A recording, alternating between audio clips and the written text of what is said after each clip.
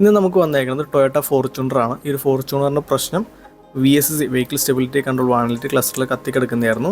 So നമ്മൾ scan ചെയ്യുന്ന സമയത്ത് നമുക്ക് കിട്ടിയ ഫോൾട്ട് കോഡ് എന്ന് പറഞ്ഞു കഴിഞ്ഞാൽ steering angle position sensor internal circuit എന്നൊരു ഫോൾട്ട് കോഡാണ്. ഈ ഒരു ഫോൾട്ട് കോഡ് വരാനുണ്ടായ റീസൺ മേ ബി ഡിസ്മാൻഡ്ലിങ് അല്ലെങ്കിൽ ഇംപ്രോപ്പർ ഫിക്സിങ്, അതേപോലെ എന്തെങ്കിലും ഇൻറ്റേർണൽ ഡാമേജ്, ഈ റീസൺ കൊണ്ടൊക്കെയാണ് ഈ ഒരു സെൻസർ ഡാമേജ് ആവാറുള്ളത്, അല്ലെങ്കിൽ സെൽഫ് ഫെയിലിയർ. സോ ഇതൊരു പ്രോഗ്രാമിക്കലി വരുന്നൊരു ഡാമേജ് ആയതുകൊണ്ട് തന്നെ നമുക്ക് ആ ഒരു സെൻസറിനെ റീപ്ലേസ് ചെയ്യുന്ന കോസ്റ്റ് ഒഴിവാക്കിയിട്ട് പകരം നമുക്ക് അതിൻ്റെ അകത്തുള്ള ഡാറ്റയാണ് കറക്റ്റ് ആവുന്നത്. ആ ഡാറ്റനെ റിപ്പയർ ചെയ്ത് നമുക്ക് ആ സെൻസറിന് വീണ്ടും റീയൂസ് ചെയ്യാനായിട്ട് സാധിക്കും.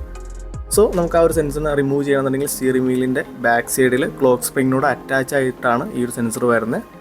ഈ നമ്മളിപ്പോൾ സ്റ്റിയറിംഗ് വീലിൻ്റെ അകത്തുനിന്നുള്ള ക്ലോക്ക് സ്പ്രിങ് റിമൂവ് ചെയ്ത് കഴിഞ്ഞാൽ ഈ കാണുന്ന യെല്ലോ സ്റ്റിക്കർ ഒട്ടിച്ചിട്ടുള്ള ആ ഒരു ഭാഗമാണ് അതിൻ്റെ സ്റ്റിയറിംഗ് ആംഗിൾ സെൻസറായിട്ട് വരുന്നത്. അപ്പോൾ നമ്മൾ ആ ഒരു സെൻസർ റിമൂവ് ചെയ്ത് അതിൻ്റെ അകത്ത് പ്രോഗ്രാം റീസ്റ്റോർ ചെയ്തിട്ട് നമ്മൾ തിരിച്ച് വാഹനത്തിൽ ഫിക്സ് ചെയ്ത് നമ്മൾ ടെസ്റ്റ് ഡ്രൈവ് ചെയ്യുന്ന വീഡിയോ ആണ് ഇപ്പോൾ കാണുന്നത്. ഇതിനകത്ത് നമുക്ക് ആ ഒരു കംപ്ലീറ്റ്ലി ഒരു വാർണിംഗ് ലൈറ്റ് ഇല്ല.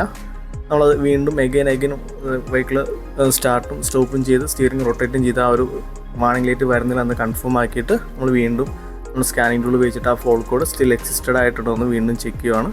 ആ ചെക്ക് ചെയ്യുന്ന സമയത്ത് നമുക്ക് അങ്ങനെ ഒരു ഫോൾട്ട് കോഡ് വീണ്ടും കാണാനായിട്ട് സാധിക്കുന്നില്ല.